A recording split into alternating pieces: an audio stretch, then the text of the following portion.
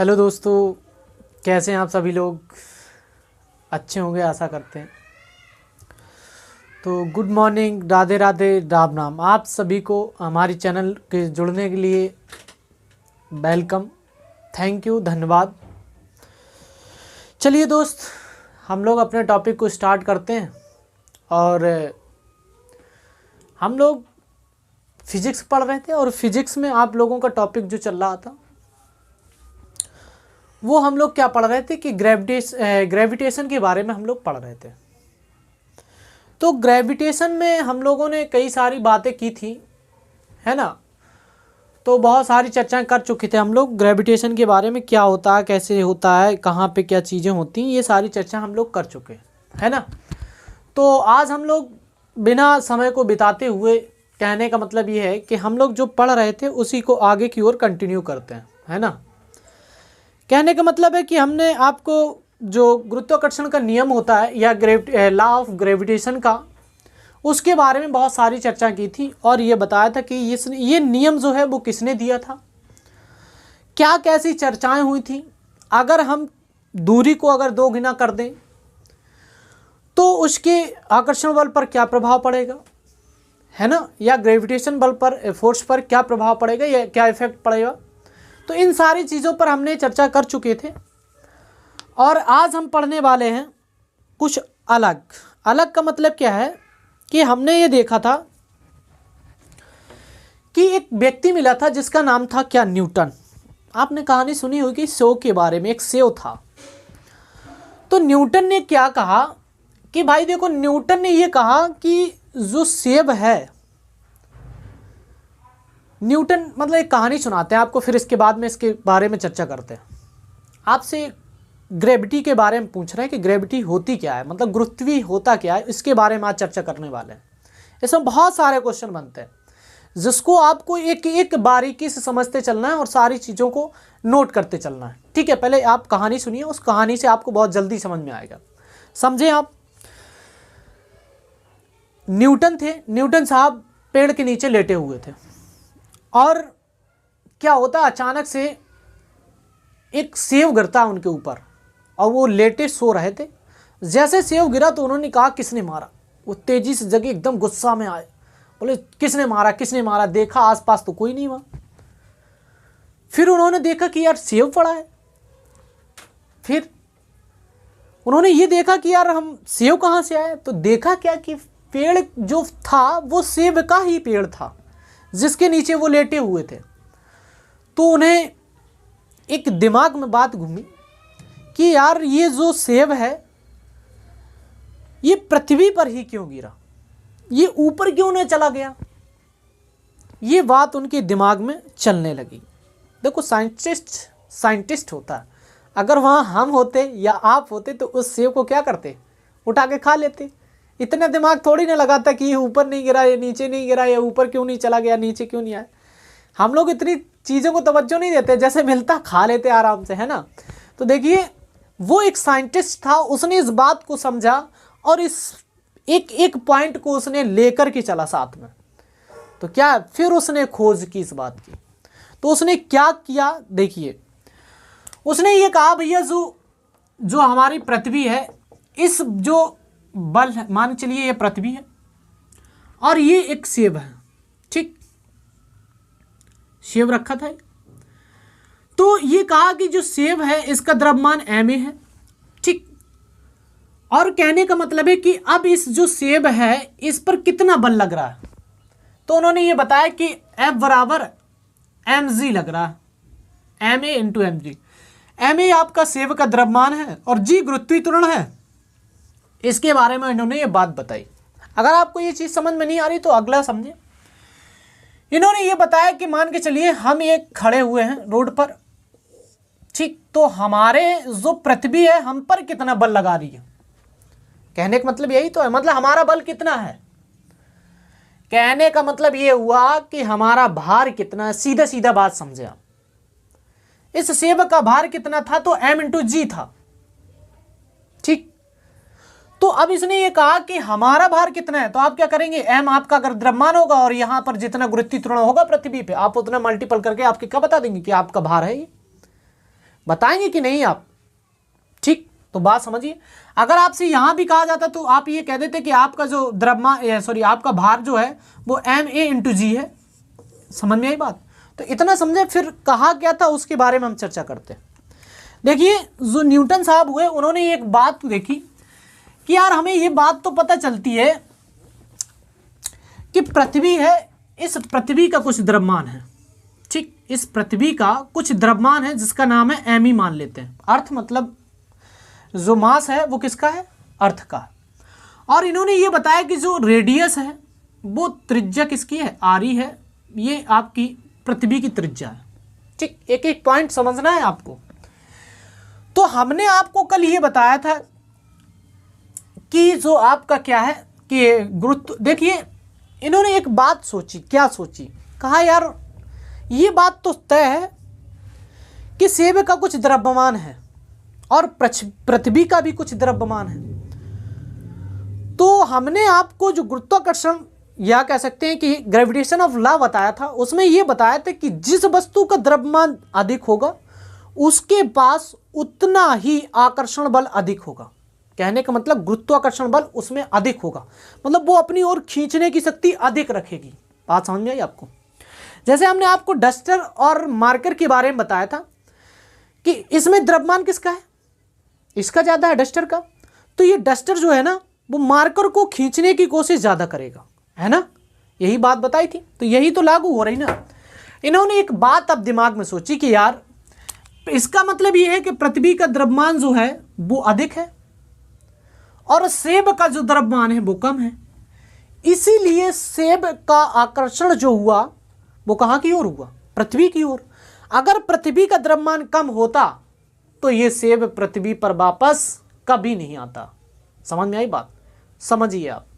कहने का मतलब है कि इन दोनों के बीच में एक आकर्षण बल लग रहा है और उस आकर्षण बल को हमने गुरुत्वाकर्षण बल नाम दिया। समझ में आई बात? तो समझिए, हमने आपको एक जो फॉर्मूला बताया था कि F बराबर जो होता है Gm1 m2 अपॉन RE² आपको लिखाया था, या R² इतना लिखाया होगा। ठीक, आप इतना समझ चुके हैं। अब यहाँ देखिए दोनों का द्रव्यमान अलग है, यहाँ पर Ma है और यहाँ पर Me है, त्रिज्या RE है। रखिए आप इस फॉर्मूले में। तो F बराबर आप क्या रखेंगे? G। m1 की जगह आप रख सकते हैं Ma और m2 की जगह आप रख सकते हैं कि जो आपका अर्थ का मास है वो कितना है? Me है। बट्टे में RE² आप लिख सकते हैं क्योंकि पृथ्वी की त्रिज्या ही RE हमने मानी है। ठीक, यहाँ सेब की त्रिज्या नहीं है, यहाँ पृथ्वी की त्रिज्या लागू होती है। ठीक, समझ में आई बात? अब हमने इतना तो मान लिया, लेकिन अब इतना याद रखें कि जो F है ये वो आपका कहने का मतलब है कि m/g के बराबर है। जो आपके ये किस पे बल लग रहा था? किस पर? ये सेब पर, जो एप्पल पर बल लग रहा था ये है। कहने का मतलब है कि अगर हम F की जगह ये रख दें तो रख सकते हैं, क्यों नहीं? तो हम ये रख सकते हैं, आप यहाँ पर उठा के लाएं इसको। कहने का मतलब है कि ma/g बराबर क्या होगा? Gma/me अपॉन में RE²। ये इतना नोट करते हैं। समझ में आई बात? तो कहने का मतलब है कि अब यहाँ से Ma कट जाएगा। Ma क्या मास यहाँ भी किसका था? एप्पल का था, और यहाँ भी मास जो था वो एप्पल का था। तो दोनों जगह से ये कट जाता है, तो G बराबर हमारा ये निकल के आता है कि Gme अपॉन RE²। ये निकल करके आ जाता है। कहने का मतलब ये है दोस्त कि जो आपका गुरुत्वाकर्षण है, गुरुत्वी की जिसकी हम कह सकते हैं ग्रेविटेशन की बात कर रहे थे या ग्रेविटी की बात कर रहे थे, उसे क्या कहते हैं? वही आपका निकल करके आया G। G को ही हम ग्रेविटी कहते हैं। क्या कहते हैं? ग्रेविटी कहते हैं, या कह सकते हैं कि गुरुत्वीय त्वरण के नाम से भी जानते हैं इसे। गुरुत्वीय त्वरण के नाम से भी हम इसे G को जानते हैं। बात समझ में आई इतनी? तो ये नॉर्मल सी चीज़ है, आपको समझ में आ जानी चाहिए। कहने का मतलब है कि अब ये जो ग्रेविटी निकली है ये क्या है? ये जो है एक सिंपल सी और सरल भाषा में अगर समझा जाए तो ग्रेविटी वो होती है, पृथ्वी की अपनी ओर आकर्षण करने की शक्ति ग्रेविटी कहलाती है। कोई भी वस्तु हो, उस वस्तु को अगर पृथ्वी खींच रही है तो वो ग्रेविटी की वजह से ही खींच रही है। समझ में आई बात? तो आप लिख सकते हैं गुरुत्वी किसे कहते हैं, तो याद करें इसकी डेफिनेशन लिखना है आपको। क्या लिखना है, गुरुत्वी या जी हेडिंग डाले ग्रेविटी या गुरुत्वी, ठीक, इसी के बारे में मैं आज सारी बातें पढ़नी है। ग्रेविटी या गुरुत्वी क्या कहते हैं समझें, मतलब पृथ्वी की अपनी ओर, पृथ्वी की अपनी ओर, पृथ्वी को अपनी ओर खींचने की शक्ति, खींचने की शक्ति या खींचने की क्षमता, कैपेसिटी की क्षमता ग्रेविटी कहलाती है, गुरुत्वी कहलाती है, ठीक, कहलाती है। इतना आपको याद रखना है कि ग्रेविटी कहते किसे हैं, तो याद रखें पृथ्वी अपनी ओर खींचने की क्षमता ही क्या कहलाती है, ग्रेविटी कहलाती है। समझ गए होंगे बात को कि ग्रेविटी कहते किसे हैं। इसी बात को लेकर के हम चर्चा कर रहे थे कि ग्रेविटी होती क्या है, मतलब पृथ्वी प्रत्येक वस्तु को अपनी ओर खींचती है और उस खींचने की क्षमता को ही हम गुरुत्वी कहते हैं या ग्रेविटी कहते हैं। और खींचती किससे है, तो याद रखें कि जो जी होता है ये खींचने की क्षमता है, और किससे खींचती है, तो इससे खींचती है। समझ में आई बात। अब समझें जरा यहां से क्या पॉइंट निकलता है मित्र। हमने जी बराबर पढ़ा कि G M E upon R E square, यही तो पढ़ा था। समझिए एम ई यहां पर भी लगा है और आर ई यहां पर भी लगा है। कहने का मतलब ये है कि ये पृथ्वी का द्रव्यमान है और ये पृथ्वी की त्रिज्या है, और ये आपका एक गुरुत्वाकर्षण नियतांक है कि नहीं, ग्रेविटेशनल क्या कांस्टेंट है ये। तो कहने का मतलब ये चलता है हमें कि जो वस्तु होगी, अगर कोई भी वस्तु है, उस वस्तु के ना तो त्रिज्या पे कोई इफेक्ट पड़ना, ना कोई द्रव्यमान से लेने देने का मतलब है। चाहे किसी भी वस्तु का कितना भी द्रव्यमान हो, और चाहे किसी भी वस्तु का चाहे अधिक हो चाहे कम हो द्रव्यमान, या उस वस्तु की चाहे जितनी त्रिज्या हो चाहे कम हो, वो गुरुत्वीय त्वरण पर किसी भी प्रकार का कोई भी इफेक्ट नहीं डालेगा। समझ में आई बात। कहने का मतलब ये है, हमारा सीधा का सीधा यही है, यह सीधी और सरल भाषा में ये समझें कि किसी भी वस्तु को, चाहे वो भारी वस्तु हो चाहे वो छोटी वस्तु हो, पृथ्वी सभी को समान आकर्षण शक्ति से खींचती है। हमारा कहने का मतलब आप समझ रहे। अगर हम कहें कि ये भैया क्या है, डस्टर है और ये मार्कर है, अगर हम इन दोनों वस्तुओं को छोड़ें तो इन्हें जो पृथ्वी है वो समान कैपेसिटी से खींचेगी, अपनी ओर खींचेगी। तो अगर हम इन्हें छोड़ें तो क्या ये दोनों साथ में गिरेंगी, एक ही समय पर गिरेंगी? नहीं गिरेंगी, नहीं गिरेंगी। क्यों नहीं गिरेंगी, आप देखना गिरा के। या अगर हम आपको सिंपल सी एक भाषा में समझाते हैं, देखें जैसे अभी समझाते हैं, एक मिनट। जैसे हम आपसे कहते हैं ये आपका पेपर है एक, और ये मार्कर है। मार्कर न लेके हम लेते हैं किसको, डस्टर को। ये पेपर है और ये मार्कर है। हम इन दोनों में से, हमने क्या कहा, गुरुत्वीय त्वरण, ग्रेविटी का मतलब क्या होता है कि पृथ्वी को अपनी ओर आकर्षित करने की क्षमता ही ग्रेविटी कहलाती है। फिर हमने इस फॉर्मूले से ये देखा कि जो ग्रेविटी है वो वस्तु के द्रव्यमान पर निर्भर नहीं करती है, वो केवल पृथ्वी की त्रिज्या और पृथ्वी के द्रव्यमान पर ही निर्भर करती है। वस्तु की किसी भी चीज से कोई भी लेने देने नहीं है उसका। कहने का मतलब है कि पृथ्वी जो खींचेगी वो चाहे भारू वस्तु हो चाहे वो आपकी एक कम भारी वस्तु हो, उन दोनों को समान आकर्षण शक्ति से खींचेगी। मतलब अगर हम डस्टर और पेपर को साथ में यहाँ से फेंकें तो ये पेपर और डस्टर दोनों एक ही कंडीशन में पृथ्वी पर पहुंचनी चाहिए, मतलब इक्वल टाइम पर ये क्या है, पृथ्वी पर पहुंचनी चाहिए। क्या ये पहुंचेंगी? अगर हम फेंकें तो क्या ये पहुंचेंगी? ऐसा नहीं है, नहीं पहुंचेंगी ये साथ में। लेकिन ये रूल तो यही कह रहा है भाई, कह रहा है कि नहीं? बिल्कुल कह रहा है कि ऑब्जेक्ट से कोई भी लेना देना नहीं हमको, केवल लेना और देना हमें किससे है? पृथ्वी की त्रिज्या और द्रव्यमान से लेना देना है। समझ में आई? लेकिन तो इसका मतलब ये जो आपका फॉर्मूला निकला ये गलत है? गलत नहीं है वो दोस्त, सही है। अगर आप इन्हें फेंकेंगे तो आप क्या है, ये आपका डस्टर पहले पहुंचेगा, पेपर बाद में ऐसे हवा में लहरता हुआ काफ़ी देर बाद गिरेगा। याद रखें, ये बिल्कुल जो रूल है आपका, नियम है, बिल्कुल सही है। लेकिन फ़र्क क्या है? फ़र्क बस इतना है कि हमारे कहने का मतलब है कि इन दोनों के बीच में क्या है, वायु उपस्थित है। वायु इस बात का भेदभाव करती है कि कौन पहले पहुंचेगा, कौन बाद पहुंचेगा। मतलब वायु द्रव्यमान को लेकर के भेदभाव करती है। समझ में आई बात? कहने का मतलब है कि वायु ये कहती है भैया जिसका द्रव्यमान अधिक होगा वो पहले गिरेगा, और जिसका द्रव्यमान कम होगा वो नीचे क्या है, बाद में गिरेगा। समझ रहे बात को? तो कहने का मतलब ये है दोस्त, सीधी सीधी सिंपल भाषा में ये है कि अगर हम इन दोनों वस्तुओं को खींचते फेंकेंगे तो जिसका द्रव्यमान अधिक होगा वो नीचे जाएगी। लेकिन ये नियम कहाँ लागू होता है?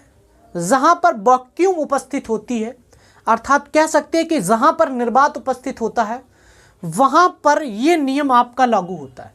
आप पहुँचिए इस कमरे से, आपने क्या किया, सारी की सारी जितनी भी आपकी वायु भरी थी इसको बाहर कर दिया। जब इसको आपने बाहर किया तो यहाँ पर क्या हुआ, निर्वात उपस्थित हो गया, वैक्यूम। तो अब उस कंडीशन में अगर आप डस्टर को और इस पेपर को साथ में फेंकेंगे तो ये दोनों एक ही समय पर नीचे पहुंचेंगे। समझ में आई बात? तो याद रखना, ये क्वेश्चन पूछा गया है, ठीक है। तो एक एक चीज को समझना, पहले इसको नोट करो, हम फिर सारे पॉइंट जो आपको हमने समझाए हैं उनको एक एक करके नोट कराते हैं, ठीक है। तो नोट करें इसको।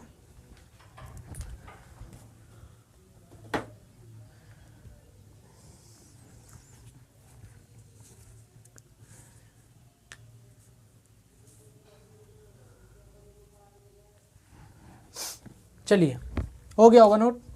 डस्टर कहाँ गया? चलिए भाई देखिए, अब अगर आपसे कहा जाए कि पृथ्वी जो है वो किस आकर्षण शक्ति से खींचती है हमारी वस्तुओं को, तो देखो हम लोग जी का मान पढ़ लेते हैं, या हम लोग जी का मान अगर निकालें तो जी me/re² पढ़ा था हमने, ठीक। अब देखो, अगर हमें पृथ्वी का द्रव्यमान पता है ना, मतलब जो अर्थ ऑफ मास है, अगर हमें वो पता है तो अर्थ ऑफ मास हम लोग लिख लेते हैं 5.9 × 10⁻24 kg होता है। समझ में आई बात? अब अगर आपसे इसके आगे अगर पृथ्वी की त्रिज्या है पता आपको, तो सीधा हम लिख लेते हैं कि पृथ्वी की त्रिज्या जो है वो अप्रोक्सीमेट में लिख लेते हैं 6400 किलोमीटर क्या होती है, ये त्रिज्या होती है किसकी, आपकी अर्थ की। अब ये आपका मास है और ये आपकी त्रिज्या है। आपको इस कांस्टेंट का मान पता ही है, कितना होता है जी का मान, 6.67 × 10⁻⁻11 न्यूटन मीटर स्क्वायर प्रति किलोग्राम स्क्वायर। ये सारी चीज़ें हम पढ़ चुके है ना। इन सारी आप ये सारे के सारे पॉइंट इसमें जब आप रखेंगे तो इस जी का मान आपका निकल करके आ जाता है कि जी बराबर 9.8 मीटर पर सेकंड स्क्वायर। ये निकल करके आ जाता है किसका, जी का मान। कहने का मतलब ये है दोस्त कि पृथ्वी सभी वस्तुओं को किस आकर्षण शक्ति से खींचेगी, तो 9.8 मीटर पर सेकंड से प्रत्येक वस्तु को अपनी ओर आकर्षित करती है, बिल्कुल सत्य है। लेकिन जो हमारे बीच में हवा है या वायु है वो इस बात का भेदभाव करती है कि जिसका द्रव्यमान अधिक होगा उसे हम क्या पहले खींचेंगे, जिसका द्रव्यमान कम होगा उसे बाद में खींचेंगे। लेकिन अगर आप निर्वात वाली कंडीशन में जाएंगे तो वहां पर इसकी आकर्षण शक्ति बिल्कुल इक्वल होगी। ठीक, बात समझ में आई? तो इतना नोट और करें। आपको क्या नोट करना है, यहाँ पर पॉइंट जो हम बताने वाले थे इसको नोट करें। चलिए नोट करें। देखिए जरा, अब पॉइंट पूछता क्या है। अब पॉइंट पूछता ये है कि देखिए भाई, निर्वात में यदि दोनों वस्तुओं को या दो वस्तुओं को समान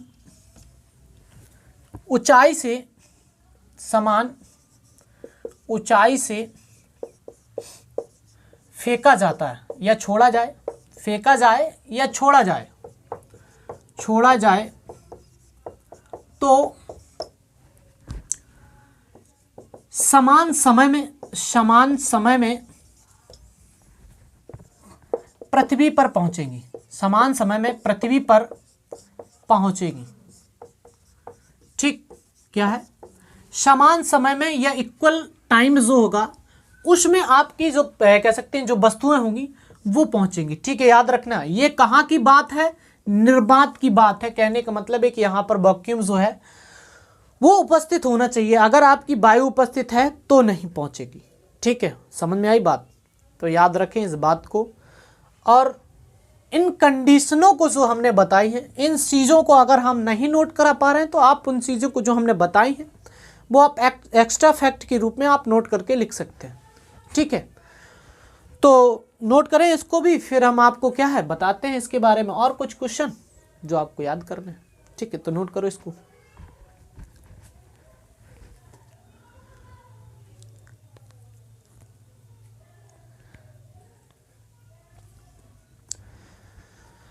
चलिए भाई, हो गया होगा नोट। देखें अब हम लोग क्या पढ़ते हैं। देखिए अभी हमने हाल फॉर्मूला ये पढ़ा था भैया, क्या पढ़ा था फॉर्मूले के बाद में देखें, जी बराबर हमने ये पढ़ा था कि जी ME/r², यही तो पढ़ा था बस। फिर इसी से अभी और कॉन्सेप्ट चलना है।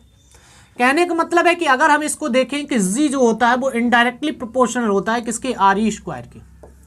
ठीक, इन बातों को समझ गया। कहने का मतलब है कि जहां पर पृथ्वी की त्रिज्या का मान अधिक होगा वहां पर जी का मान कम होगा। ये इनडायरेक्टली प्रोपोर्शनल है, इसलिए ये कंडीशन फॉलो हो रही। अगर ये डायरेक्टली प्रोपोर्शनल होते तो जी का मान अधिक होता तो आर ई का मान अधिक होता। कहने का मतलब पृथ्वी की त्रिज्या जहां अधिक होती वहां पर आपके ग्रेविटी का मान भी अधिक होता। लेकिन यहाँ कंडीशन अलग है, क्या है कि जी और अगर आप आर ई की बात देखेंगे दोनों जगह तो कुछ अलग है। क्या है देखें, अगर पृथ्वी की त्रिज्या जहां पर अधिक होगी वहां पर आपके ग्रेविटी का मान कम होगा, और जहां पर पृथ्वी की त्रिज्या कम होगी वहां पर ग्रेविटी का मान अधिक होगा। ये बात आपको याद करनी। ठीक है, समझ में। अब कहां कहां होती है उसके बारे में अभी हम चर्चा करने वाले हैं, समझिए। ठीक, इतना हो गया नोट। चलिए जरा देखिए, जरा नोट कराते हैं हम आपको पॉइंट कुछ, लेकिन 2 पॉइंट आपको नोट करने, फिर हम आपको ले चलते हैं आगे की ओर। लेकिन कि जहां पर पृथ्वी की त्रिज्या का मान अधिक होगा,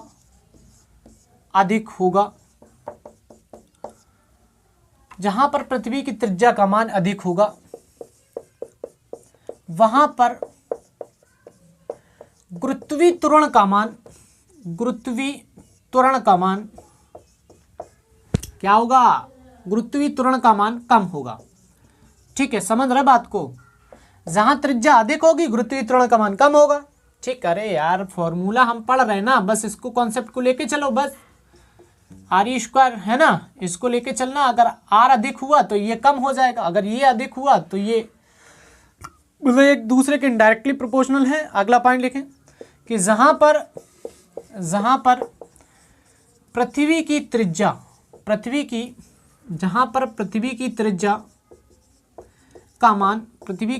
का मान कम होगा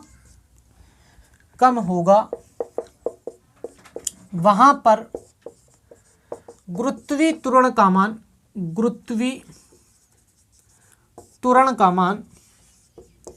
मान क्या होगा, अधिक होगा।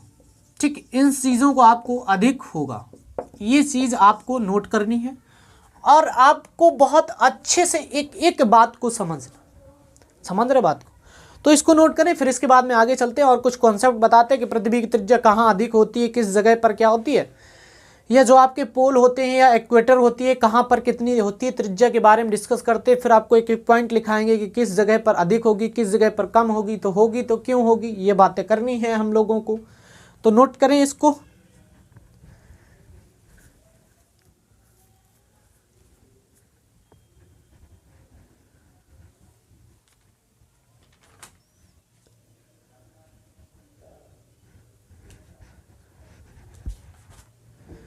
चलिए भाई, हो गया होगा नोट। देखिए ज़रा आगे और चलते हैं। हम ज़रा जो आपकी अर्थ है उसकी त्रिज्या के बारे में बात करते हैं कि कहाँ कहाँ इसकी जो रेडियस होगी वो कितनी क्या होगी। देखिए ज़रा, अगर हम पृथ्वी को इस तरीके से बनाते हैं, ठीक, तो ये आपके दो पोल हैं। एक आपका ये वाला जो है वो नॉर्थ ध्रुव कहलाता है, या नॉर्थ पोल कहलाएगा, या उत्तरी ध्रुव कह सकते हैं, और ये आपका साउथ ध्रुव होता है या साउथ पोल होता है। इसके बाद में एक बीच में रेखा होती है जिसे हम इक्वेटर के नाम से जानते हैं, और इस रेखा को हम लोग 0 डिग्री के अंश के नाम से भी जानते हैं, या भूमध्य रेखा, इसे हम भूमध्य रेखा भी कहते हैं, भूमध्य रेखा या विषुवत रेखा के नाम से इसको हम जानते हैं। समझ में आई रही बात? मतलब इस जो 0 डिग्री पर एक रेखा है, उस रेखा को हम भूमध्य रेखा और विषुवत रेखा के नाम से जानते हैं। यह इक्वेटर जो होता है वो 0 डिग्री पर होता है, इतना याद रखना है आपको, ठीक, समझ में ये बात को। तो जब हम ये चीजें देखते हैं तो अब हम एक कंडीशन और देखते हैं, क्या आपकी पृथ्वी गोल है? नहीं है। हम लोग पढ़ते आ रहे हैं कि पृथ्वी जो है ना वो संतरे की आकार की है, सेब की आकार की है, गोल नहीं है लेकिन, है ना। देखिए जरा, अगर हम पृथ्वी को बनाते हैं तो पृथ्वी आपकी कैसे बनती है? देखो ये बनी, ये गोल है, लेकिन हम कह रहे हैं भैया गोल नहीं है पृथ्वी, ठीक, वो थोड़ी इस तरीके की है ना, समझ रहा बात को, इस तरीके की है। कहने का मतलब है कि यहाँ पर अब हम जब इक्वेटर को लेंगे और ये ध्रुव हो जाएगा आपका, है ना, ये नॉर्थ पोल हो जाएगा, और ये इक्वेटर हो जाएगा आपका। इस तरीके से देखना। अब एक चीज देखिए आप, अब पृथ्वी की रेडियस जो है वो यहाँ पर अधिक होगी, है ना, क्योंकि यहाँ पर कम है। अगर ये यहाँ तक होती, यहाँ तक, तो फिर रेडियस जो है ना वो दोनों जगह इक्वल हो जाती, लेकिन यहाँ पर कम है क्योंकि पृथ्वी जो है वो संतरे की तरह है। और ये कहाँ कम है? तो याद रखें ये ध्रुवों पर ही तो कम है पृथ्वी की त्रिज्या, है कि नहीं? याद रखना, अगर आपसे पूछा भी जाए कि पृथ्वी की त्रिज्या इक्वेटर पर कितनी होती है, तो कहने का मतलब है कि विषुवत रेखा पर पृथ्वी की त्रिज्या कितनी होगी, तो याद रखें विषुवत रेखा पर किसकी त्रिज्या? आपकी पृथ्वी की त्रिज्या होती है 6378 किलोमीटर। अभी हम लोगों ने 6400 किलोमीटर लिख ली थी एग्जैक्ट, हालांकि होती इतनी है, ये विषुवत रेखा पर होती है। और अगर हम ध्रुवों की बात करें कि ध्रुव पर कितनी होती है, तो 6356 किलोमीटर होती है। हालांकि कुछ अंतर नहीं है ज़्यादा, ये 78 है और ये 56 है, समझ रहे हो, 78 है और 56 है, ये चीज़ बस इतना अंतर है और कुछ नहीं है। कहने का मतलब ये है दोस्त कि अगर हम देखें कि विषुवत रेखा पर इसकी जो त्रिज्या है वो कम है, और आपकी विषुवत रेखा पर कम है, विषुवत रेखा पर अधिक है, और ध्रुवों पर इस बात कम है, ये बात आपको समझनी, ठीक, समझ रहे होंगे बात, कोई दिक्कत थोड़ी है। तो अब हम यहां से एक पॉइंट निकाल के आते हैं, क्या कि जहां अभी हमने क्या पढ़ा था कि जी बराबर जो होता है वो इनडायरेक्टली प्रोपोर्शनल होता है किसके? आर स्क्वायर के। कहने का मान है कि जहां पर त्रिज्या अधिक होगी वहां पर ये कम होगा, और जहां पर त्रिज्या का मान कम होगा वहां पर जी का मान अधिक होगा। तो देखो त्रिज्या का मान कहाँ कम है? ध्रुवों पर कम है, तो यहां पर गुरुत्वीय त्वरण जी का मान अधिक होगा, क्योंकि यहां त्रिज्या का मान क्या है? कम है। और अगर हम बात करें आगे, तो विषुवत रेखा पर त्रिज्या का मान अधिक है, अगर इसका मान अधिक है तो इसका मान कम हो जाएगा, मतलब विषुवत रेखा पर गुरुत्वीय त्वरण का मान कम होता है। बस इसी बात को तो आपको समझना है, तो समझिए जरा इसके बारे में, बस यही पॉइंट आपको नोट करने हैं। तो इसको स्क्रीनशॉट मार दो, फिर आगे चलते हैं। चलिए देखें जरा क्या बात नोट करनी थी आपको। नोट ये करना था कि विषुवत रेखा पर गुरुत्वीय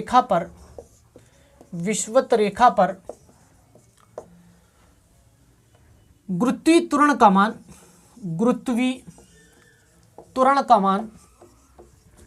का मान कम होता है, जबकि ध्रुवों पर गुरुत्वीय त्वरण का मान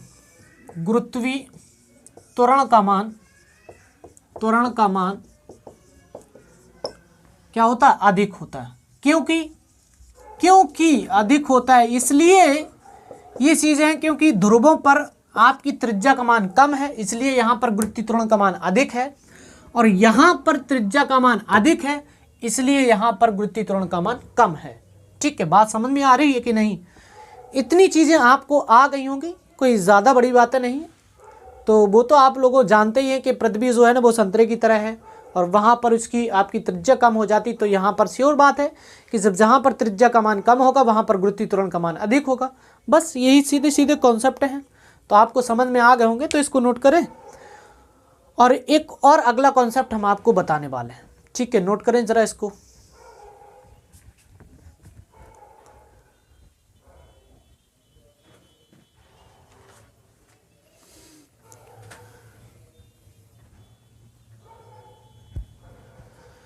हो गया। देखिए जरा, अब एक और कॉन्सेप्ट लेकर के चलते हैं। क्या? ये देखिए, ग्रेविटी से बहुत सारे क्वेश्चन आते हैं भाई, समझ रहे हो बात को? तो एक एक पॉइंट हम लोगों को समझ के चलना है। देखिए, अब एक क्वेश्चन ऐसे पूछता है कि आपकी विषुवत रेखा से अगर आप कहाँ की ओर चलेंगे, तो ध्रुवों की ओर। जब आप ध्रुवों की ओर चलेंगे तो देखिए त्रिज्या का मान क्या होगा? कम होगा कि नहीं? देखिए यहाँ पर पहले कुछ और थी त्रिज्या का मान, अब यहाँ से कम होता चला जा रहा। आप चाहे जहाँ से देखिए, अगर आप जैसे ध्रुवों की ओर जाएंगे वहाँ पर त्रिज्या का मान कम होता जाएगा। कहने का मतलब है कि देखिए यहाँ त्रिज्या का मान अधिक है तो जी का मान कम होगा। अब जैसे आप यहाँ से ऊपर की ओर चलते चले जाएंगे और गुरुत्वीय त्वरण का मान बढ़ता चला जाएगा, और जैसे ही आप क्या करेंगे, ध्रुवों से विषुवत रेखा की ओर आएंगे तो गुरुत्वीय त्वरण का मान कम होता चला जाएगा। ठीक, इन बातों को समझना आपको नोट करना है। क्या? यदि विषुवत रेखा से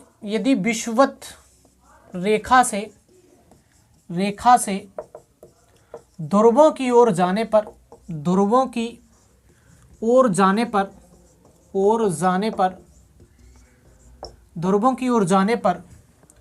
गुरुत्वीय त्वरण जी का मान अधिक होगा।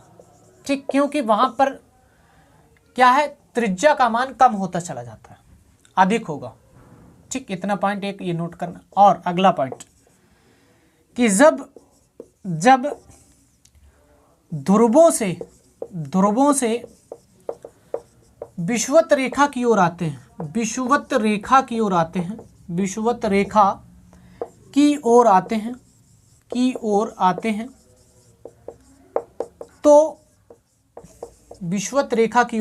तो गुरुत्वीय त्वरण जी का मान कम हो जाता है। ठीक है, याद रखनी है इस बातों को आपको। क्या? कि जब आप ध्रुवों की ओर जाएंगे तो जी का मान बढ़ेगा, और जब ध्रुवों से विषुवत रेखा की ओर जाएंगे तो बढ़ेगा। क्यों होगा?